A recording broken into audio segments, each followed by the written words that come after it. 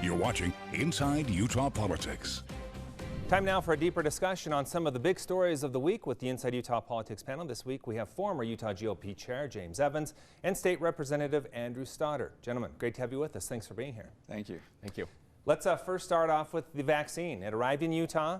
Some of our frontline hospital workers have already taken round one.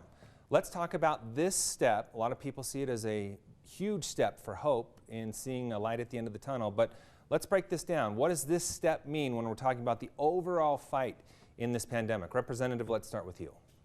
Yeah, I think it is the huge step that we believe it to be. And just to look at all the science and hard work that's gone into this, it's just an incredible feat to think of how quickly this came out. And I think a lot of people assumed we would be in this for the very long haul, and thinking that anyone who wants a vaccine can have one potentially by next summer is just incredible. James, your thoughts?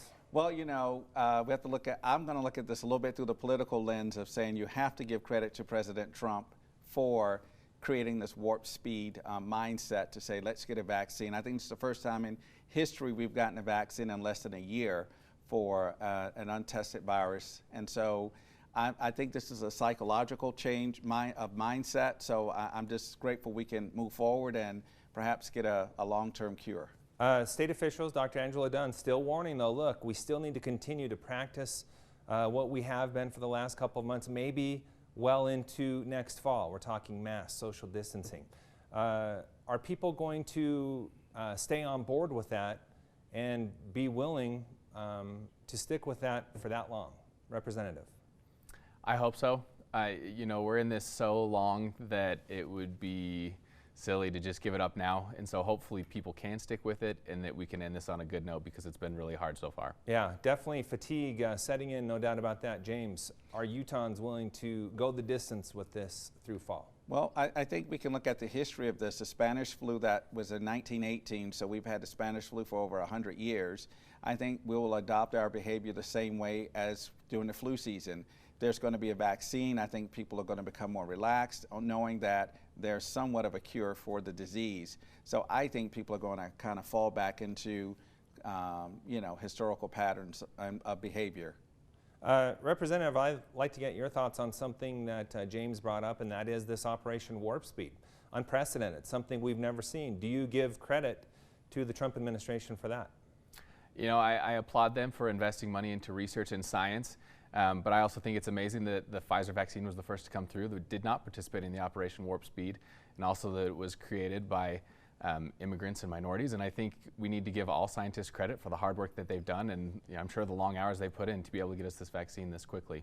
All right, on Monday, the Electoral College meeting and certifying the vote. President Trump still not conceding this election. James, now that we're to this point, what are the next steps for the president?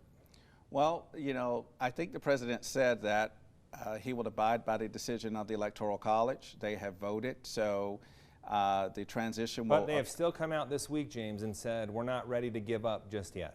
Yeah, I mean, if they still have issues they want to litigate, they have every right to do that. But as far as the transition process, the Electoral College has cast their ballot, so the transition will continue on course, and barring some sort of U.S. Supreme Court intervention. Representative, your thoughts on the president continuing to fight this?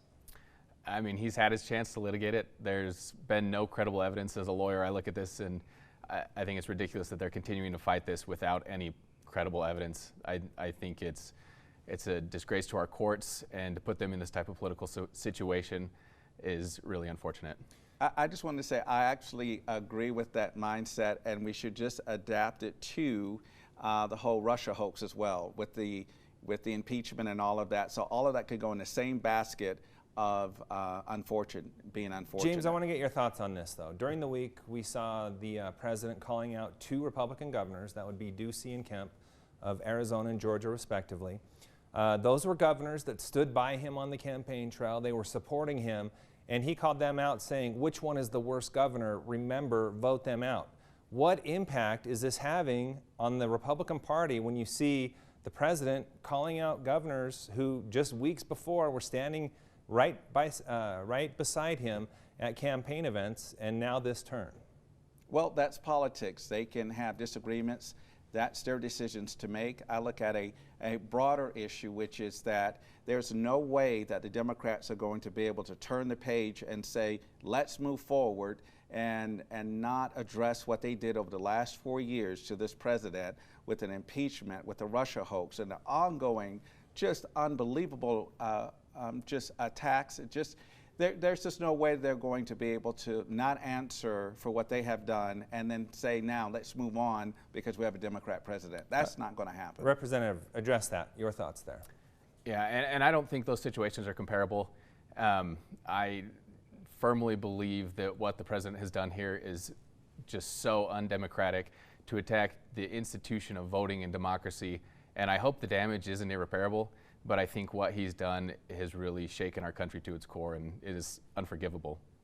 Yeah, just like the Russia hoax and the impeachment and all of that is unforgivable. James, what about this situation we're in now? There are, where do you stand on this first? Let's get to that. Do you believe there were isolated irregularities, or do you believe there was widespread fraud?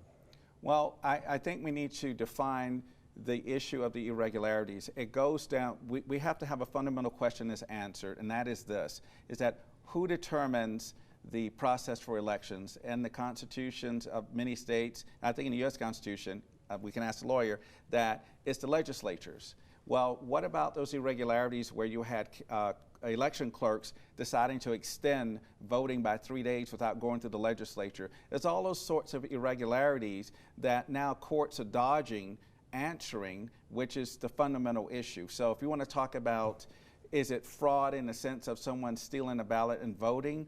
I don't think it was a lot of that. I think it was more of a systemic irregularity that did not follow the proper process for changing the, how voting was going to take place. That's the problem. We saw the state of Utah make changes through the legislature, albeit, and states did have to scramble here.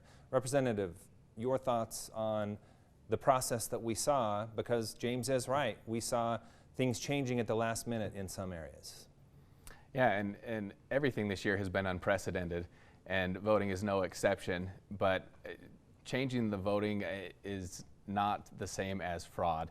Changing the methods, adding ballot boxes, extending deadlines, and I think changing the rules is different than saying these votes shouldn't count because of X, Y, and Z.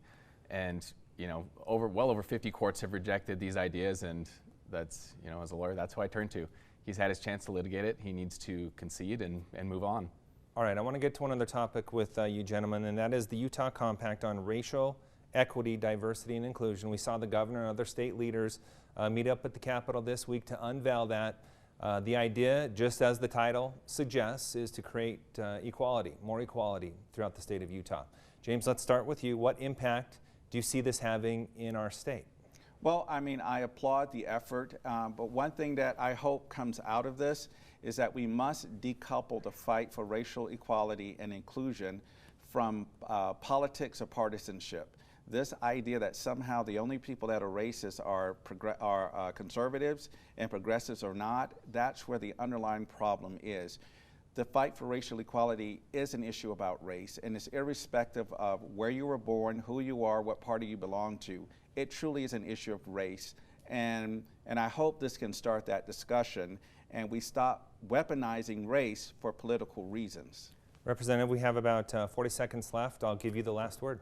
Yeah, and I agree. I think this is a great first step, and hopefully this isn't where it ends. This is obviously something that both parties and all people need to work towards so that we can, you know, get rid of racism and be actively anti-racist.